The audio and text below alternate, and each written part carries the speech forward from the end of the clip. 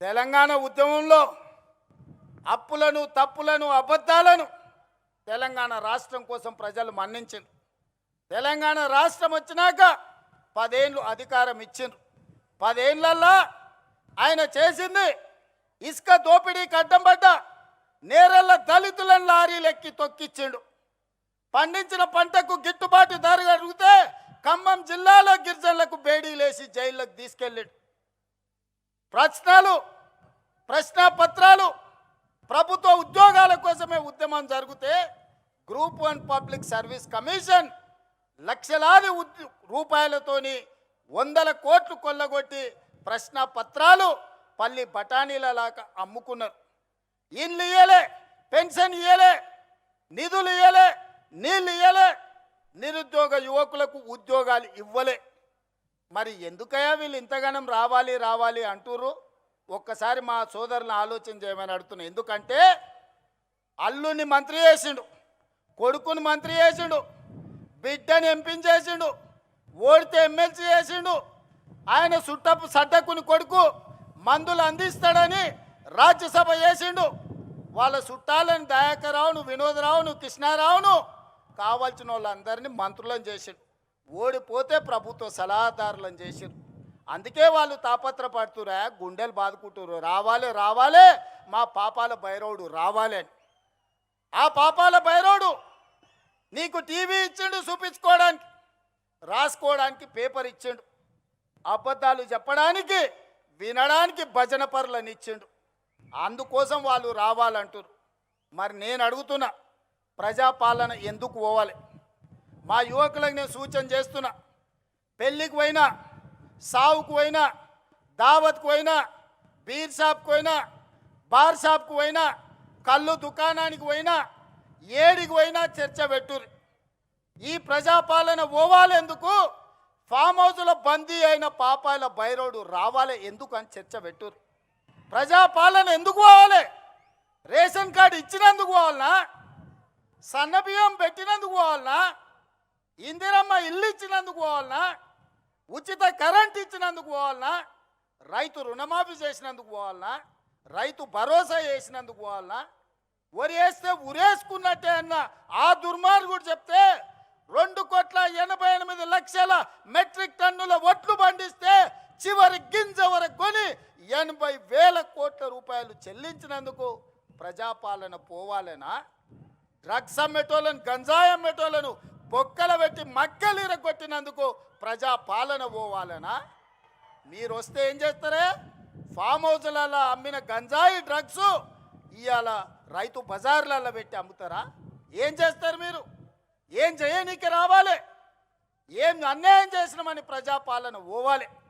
ప్రజలు ఎన్నుకున్న ప్రభుత్వం, ప్రజలు కోరుకున్న ప్రభుత్వం, ప్రజలు ఆశీర్వదించిన ప్రభుత్వం, ప్రజల కోసమే పనిచేస్తున్న ప్రభుత్వం పోవాలని ఎందుకంటున్నారా అంటే వాళ్ళ సంపాదన ఆగిపోయింది, వాళ్ళ దోపిడీ ఆగిపోయింది, వాళ్ళ దొంగతనాలు ఆగిపోయినాయి.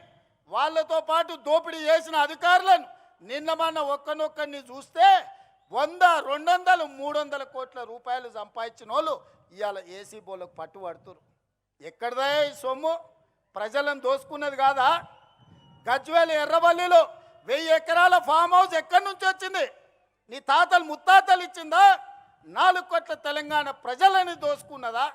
నీ కొడుకు జన్వాడల 100 ఎకరాల ఫామ్ హౌస్ వచ్చింది. నీ అల్లుడు హరీష్ రావుకు 50 ఎకరాలు మోయినాబాద్ల ఫామ్ హౌస్ వచ్చింది. నీ బిడ్డ కల్వకుంట్ల కవితకు శంకర్పల్లిల 25 ఎకరాల ఫామ్ హౌస్ వచ్చింది. నీ సడ్డకుని కొడుకు సంతోష్రావు లెక్కలైతే ఇక చెప్పేటట్టనే లేదు. ఎక్కడికెళ్ళి వచ్చినాయి 10 ఏళ్ళలో? ఎక్కడివి ఆస్తులు? ఏడ సంపాదించారు? ఏం వ్యాపారం చేసిర్రు? ఎక్కడి నుంచి వచ్చిన ఈ సంపద, ఈ వజ్ర వైదూర్యాలు, ఈ బెంజు కార్లు ఎక్కడి నుంచి వచ్చినాయి? తెలంగాణ అప్పుల పాలైంది, రైతులు ఆత్మహత్యలు చేసుకుంటున్నారు, నిరుద్యోగ యువకులకు ఉద్యోగాలు రాలేదు. మా ఆడబిడ్డలు బతుకమ్మ చీరలు ఇస్తే కూడా అందులో కమిషన్లు కొడితే ఆ చీరలు తీసుకుపోయి పొలాల కాడ పిట్టలను బెదిరియనికే కట్టే పరిస్థితి. దుర్మార్గుడా, నీచుడా, బతుకమ్మ చీరలు ఆడబిడ్డలకి ఇచ్చే చీరలు కూడా వదలలేదు నీ దోపిడీకి. అందుకోసం నువ్వు రావాలనా? నువ్వు రాష్ట్రాన్ని 8,21,000 కోట్ల రూపాయల అప్పుల పాలు చేసినావు కదా. మరి మీరు 1,00,000 కోట్ల అధిపతులు ఎట్లయిరో లెక్క చెప్పమని నేను అడుగుతున్నా. అడగమని మా సోదరులను అడుగుతున్నా.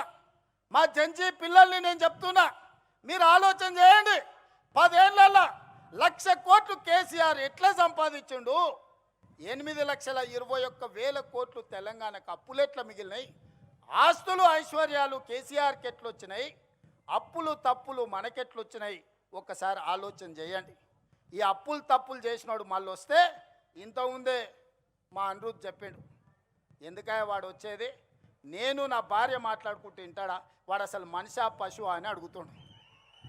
మా అమ్మ మా కోడలతోనో లేకపోతే మాతోనే మాట్లాడుకుంటే గాజోలి కూడా వింటాడా అనే గింతకంటే దుర్మార్గుడు ఎవడని ఉంటాడా అని మా ఎమ్మెల్యే అడుగుతున్నాడు. నేను అడగదలుచుకున్నా.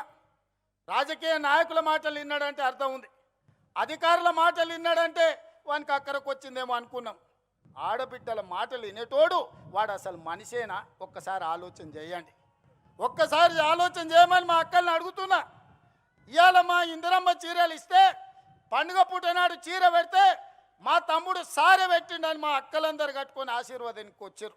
మా అక్కల్ని అడుగుతున్నా, మీ ఇంటి ఆయనతో మీరు మాట్లాడుకుంటే ఎవడన్నా మీ ఫోన్ వింటే ఎంత బాధ అవుతుందో ఒక్కసారి ఆలోచన చేయరు. ఇవాళ మన ఫోన్లు వినడానికి రావాలనా? ఎందుకు రావాలి? ఆయన ఉద్యోగం ఇచ్చారు కదా ఎమ్మెల్యేగా, అసెంబ్లీకి మాత్రం రాడంట, ప్రజల తరఫున మాట్లాడాడంట, ప్రజా సమస్యల గురించి ప్రస్తావించాడంట.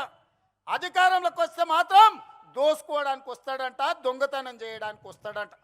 అందుకే నేను మొన్న చెప్పినా ఇవాళ చెప్తున్నా, అరుంధతి సినిమాలో పశుపతిని ఎట్లయితే బూత్ బంగళాలో బంధించిన గొలుసులు పెట్టి ఈ పాపాల బైరోడుని ఫామ్ హౌస్లో 4 కోట్ల తెలంగాణ ప్రజలు గొలుసులేసి కట్టేసిండ్రు. అక్కడే కుంగి కృషించి పోవాలి తప్ప అధికారం అనేది మీకు కలలో మాట. ఏదైనా ఉందంటే అది మీకు గతమే, ఇక మీకు భవిష్యత్తు లేదు. మీ భవిష్యత్తు శాశ్వతంగా ముగింపు పలికినరు తెలంగాణ ప్రజలు. అందుకే మిత్రులారా, చివరగా మా మిర్జిల్ మిత్రులకు ఒక్క మాట చెప్పదలుచుకున్నా. నేను ఏమిచ్చినా చివరికి నా ప్రాణం ఇచ్చినా కూడా తక్కువనే మిర్జిల్ మండలానికి.